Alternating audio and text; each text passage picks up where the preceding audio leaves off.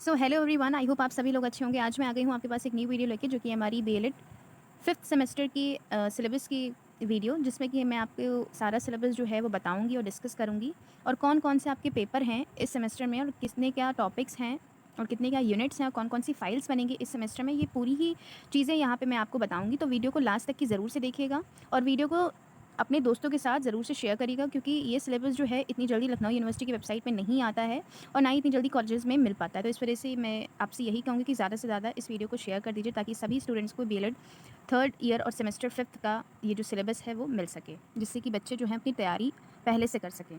तो चलिए वीडियो को शुरू करते हैं बिना टाइम वेस्ट करें।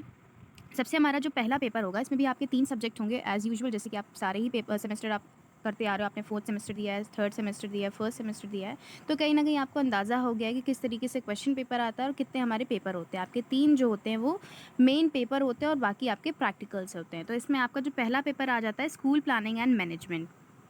इसमें आपको पूरी प्रॉपर तरीके से स्कूल प्लानिंग और मैनेजमेंट के बारे में बताया जाएगा कि किस तरीके से कोई भी स्कूल खोलने के लिए हमें क्या कौन सी प्लानिंग करनी पड़ती है, कौन कौन सा मैनेजमेंट हमें बैठाना पड़ता है, जिससे कि हम अपना जो स्कूल है वो अच्छी तरीके से चला सकें, और उसमें कौन कौन से हम अच्छे से कह सकते हैं प्लान ला सकते हैं, जिससे कि हमारा स्कूल जो है वो बहुत ज़्यादा फेमस हो। तो काफ़ी सारी यहाँ पे पॉइंट जो है वो, ये जो पेपर है आपका बहुत इंपॉर्टेंट है, क्योंकि आप इन फ्यूचर एक टीचर बनने जा रहे हो, तो कहीं ना कहीं आपको जनरल नॉलेज होनी चाहिए कि क्या क्या जो बेसिक्स होती हैं एक स्कूल को ओपन करने के लिए या स्कूल में पढ़ाने के लिए, कौन कौन से तरीके, कौन कौन से प्लानिंग होती है, वो सारी ही चीज़ें यहाँ पे आपको पढ़ने को मिलेंगी। तो सबसे पहले यूनिट में आप देख सकते हैं स्कूल प्लानिंग के बारे में दिया है, इसका मीनिंग, नेचर, कैरेक्टरिस्टिक्स, स्टेप्स क्या क्या हैं। फिर उसके बाद में स्कूल इंस्पेक्शन, सुपरविजन, फिर स्कूल डिसिप्लिन के बारे में। जाहिर सी बात है, अगर आप एक स्कूल में पढ़ रहे हो तो आपको डिसिप्लिन का भी देखना पड़ेगा कि अनडिसिप्लिन मैनर में तो इन्वायरमेंट नहीं, अगर ऐसा होगा बच्चे शोर कर रहे हैं या टीचर कुछ ध्यान ही नहीं दे रहे, तो वहाँ पे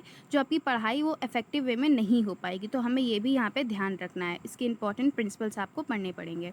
इसके नोट्स मैं जल्दी अपने यूट्यूब चैनल पे अपलोड करूँगी, तो मेरे चैनल को सब्सक्राइब कर लीजिएगा। फिर उसके बाद में सेकेंड यूनिट हमारी आ जाती है एजुकेशनल एस्पेक्ट ऑफ स्कूल। इसमें आपको स्कूल ऑर्गेनाइजेशन के बारे में पढ़ना पड़ेगा, करिकुलम कंस्ट्रक्शन की, करिकुलम कैसे हम लोग कंस्ट्रक्ट करते हैं, उसके क्या प्रिंसिपल्स होते हैं, कौन कौन से टाइप्स होते हैं, और टाइम टेबल क्या होता है, इसकी क्या नीड और इम्पोर्टेंस होती है हमारे लाइफ में। ये सारी ही चीज़ें आपको पढ़नी पड़ेंगी। बहुत अच्छा पेपर है, बहुत आसान सा है, और इजी लैंग्वेज में मैं आपको सारे नोट्स प्रोवाइड करूँगी, और आपको बहुत अच्छा लगेगा इस पेपर को पढ़ने में। फिर उसके बाद में थर्ड यूनिट आ जाती है हमारी स्कूल मैनेजमेंट। यहाँ पे आपको स्कूल मैनेजमेंट की मीनिंग, नेचर बतानी है। उसके बाद में आपको मैनेजमेंट ऑफ स्कूल कॉम्प्लेक्स, जिसमें आपकी स्कूल बिल्डिंग आ जाती है, library, museum, laboratory, hostel, school office, furniture, etcetera. फिर उसके बाद में हमारा स्कूल फाइनेंस आ जाता है, जिसमें आपका source of income, items of expenditure, maintenance of school records, ये सारी ही चीज़ें आपको इस यूनिट में कवर करने को मिलेंगी। फिर उसके बाद में हमारी फोर्थ यूनिट आ जाती है health and hygiene. Fourth unit में आपको यहाँ पे बताना है कि हेल्थ और हाइजीन के हमारे लाइफ में क्या इंपॉर्टेंस है, इसकी क्या मीनिंग है, और कौन कौन से प्रोग्राम्स जो हैं वो स्कूल में ऑर्गेनाइज़ किए जाते हैं इससे रिलेटेड, और फिज़िकल एजुकेशन की क्या मीनिंग, नेचर और ऑब्जेक्टिव है स्कूल में, और फर्स्ट एड की क्या इंपॉर्टेंस है और क्या इसके इम्प्लीकेशंस हैं। तो ये सारी ही चीज़ें आपको देखने को मिलेगी। कहीं ना कहीं आप इससे फेमिलियर भी हो चुके हो, क्योंकि आप एक स्कूल से पढ़ के आ रहे हो, तो आपने वो चीज़ देखी है कि कैसे क्या हमारे स्कूल में क्या क्या था, किस तरीके से पढ़ाया जाता था, कैसे क्या प्लानिंग्स होती थी, किस तरीके से एक्टिविटीज़ करवाई जाती थी। तो ये सारी ही चीज़ें यहाँ पे आप देखोगे। ये पेपर बहुत आसान है, बहुत अच्छा है, और सारे ही टॉपिक्स जो हैं वो इम्पॉर्टेंट है। तो अभी से अगर आप प्रिपेयर करोगे तो आपका जो ये पेपर है वो बहुत अच्छी तरीके से हो जाएगा। नेक्स्ट हमारा आ जाता है पेडागोजी ऑफ लैंग्वेज। इसमें आपको पेडागोजी पढ़नी होगी, किसकी, लैंग्वेज की। तो सबसे पहले यूनिट हमारी आ जाती है इसमें language as a discipline, meaning, nature, scope of language.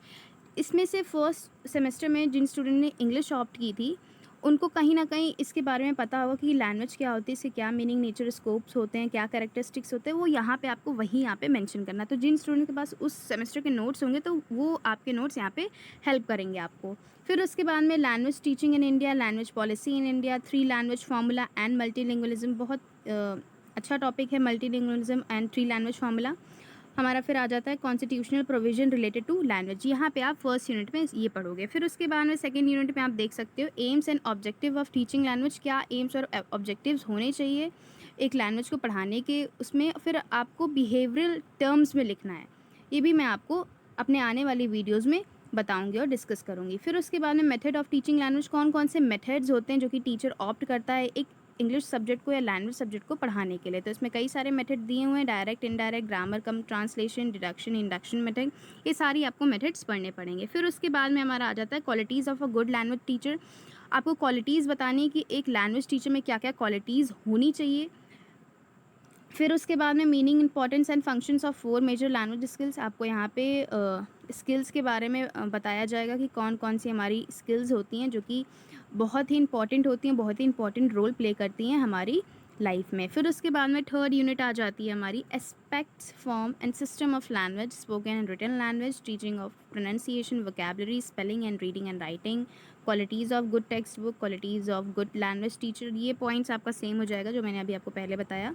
Language laboratory, role of language in learning, ये आपको थर्ड यूनिट में देखने को मिलेगा। फिर उसके बाद में फोर्थ यूनिट में हमारा आ जाता है lesson planning for teaching language, prose, poetry, grammar.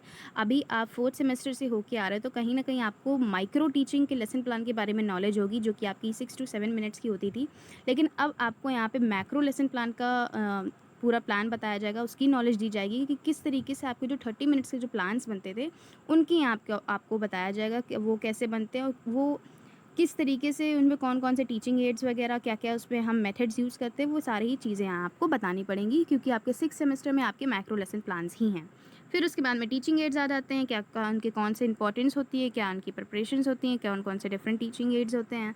फिर इवैल्यूएशन ऑफ टीचिंग लैंग्वेज आ जाता है, concept, important types, testing etcetera. Next paper हमारा आ जाता है पेडागोजी ऑफ सोशल साइंस। इसमें आपको पेडागोजी ही देखने को मिलेगी, मोस्टली आपका जो 6 सेमेस्टर में भी है वो भी आपका पेडागोजी ही देखने को मिलेगी। तो अब आपका जो पहले जो अलग अलग टॉपिक्स थे, हिंदी, इंग्लिश, ये सब आपको नहीं देखने को मिलेगा। अब आपको बेसिकली 2 सेमेस्टर में आपके 5th और 6th में और हाँ 5th 6th में आपको पेडागोजी ही देखने को मिलेगी, 7th 8th में आपका एक एक पेपर होगा। फिर उसके बाद में आप यहाँ पे देखते हो कि आपका जो लास्ट और थर्ड पेपर है पेडागोजी ऑफ सोशल साइंस, जिसमें कि आपको पढ़ना पड़ेगा social science, meaning, nature, concept and concern. Again मैं कहूँगी जिन स्टूडेंट्स ने फर्स्ट सेमेस्टर में सोशल साइंस को ऑप्ट किया था या सोशल साइंस उन्होंने पढ़ रखी है तो उसके नोट्स यहाँ पे काम आएंगे कि उसका मीनिंग, नेचर, स्कोप और क्या क्या कैरेक्टरिस्टिक्स है वो यहाँ पे आपको हेल्प करेंगे। फिर उसके बाद में issues and challenges of teaching social science, क्या सोशल साइंस को पढ़ाने के टाइम पे कौन कौन से इश्यूज़ और चैलेंजेस आते हैं।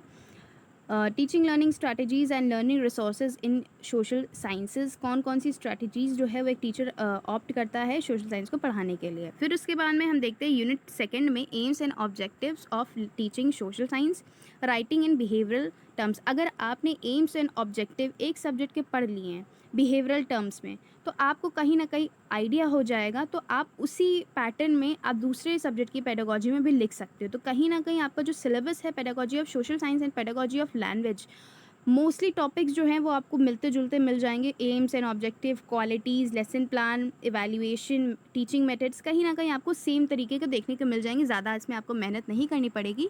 तो इसीलिए मैं कह रही हूँ आप एक जनरल वे में आप स्ट्रक्चर को बनाओ और उसको समझो ताकि आपका जो क्वेश्चन है वो इसमें भी काम आ जाए और जो कंटेंट है आपका उसमें भी, दोनों पेपर में आपका काम आ जाए, जिससे कि आपको डबल मेहनत ना करनी पड़े। फिर उसके बाद में लेसन प्लानिंग जो कि मैंने अभी आपको बताया, qualities of social science teachers. Third unit में हम देखते हैं फिर मेथड्स ऑफ टीचिंग अगेन से, जो कि हमने अभी पेडागोजी ऑफ लैंग्वेज में देखा था। तो यहाँ पे थोड़े discussion, problem solving method, inductive, deductive, project method आ जाते हैं। फिर नेक्स्ट हमारा पॉइंट आता है devices and technique of social science teaching, कौन कौन सी टेक्निक्स होती हैं सोशल साइंस को टीच करने के लिए। फिर अगेन से देखिए टीचिंग एड्स, मैंने आपको बताया कि टॉपिक्स लमसम जो है मोस्टली जो है वो सेम है, तो इसमें आपको दिक्कत नहीं होगी, आपके ईजिली जो है वो तीनों पेपर जो है अच्छे से निकल जाएंगे।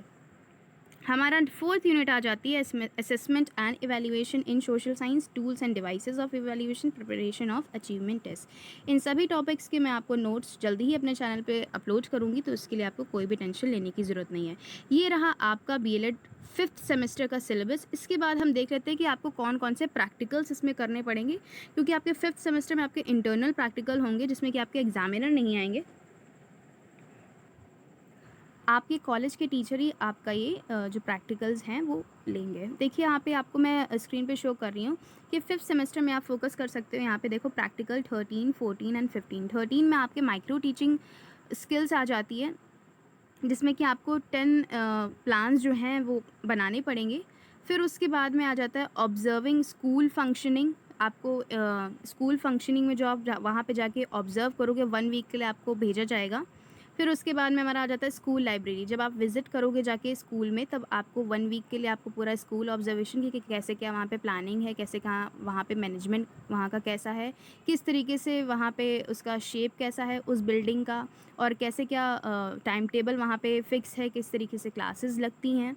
और प्लस आप वहाँ पे लाइब्रेरी भी विज़िट करोगे उसी पर्टिकुलर स्कूल की, कि किस तरीके की वहाँ की लाइब्रेरी, कौन-कौन सी बुक्स जो हैं वहाँ पर हैं, और वहाँ का जो एनवायरनमेंट है वो कैसा है। तो ये सारी चीज़ें यहाँ पे आपको लिखनी पड़ेंगी अपनी प्रैक्टिकल फ़ाइल में, जिसकी मैंने फ़ाइल ऑलरेडी अपने यूट्यूब चैनल पे अपलोड कर दी, जिसकी आपको टेंशन लेने की बिल्कुल भी ज़रूरत नहीं। इंग्लिश हिंदी दोनों स्टूडेंट्स के लिए है।